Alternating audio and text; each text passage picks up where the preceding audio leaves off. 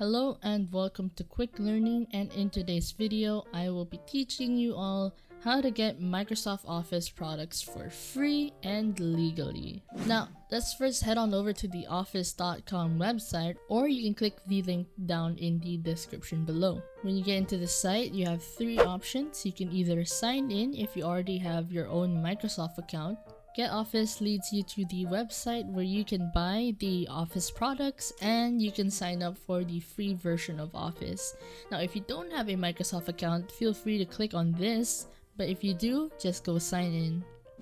Once you signed up or signed in, you will be redirected to this Microsoft Office home where you have access to all of the Microsoft products. You have here your Word document, Excel, PowerPoint, OneDrive, OneNote, SharePoint, Teams, and Sway.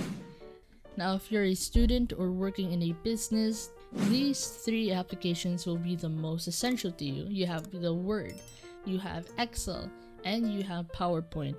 And the good thing about this is it has almost the exact same options as you would have if you had the full version. Only difference is that it takes in a website form and you can access it through the internet.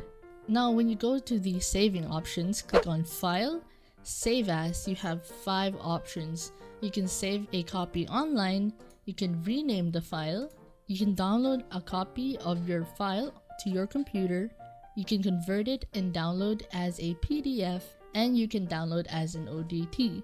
You have very many options when you use the website version of the Microsoft Office. Now, another one that you can access in the internet is the Office 365 Education. Now, if you're a student or a teacher, a lot of these applications will come in handy and are very essential to your learning progress.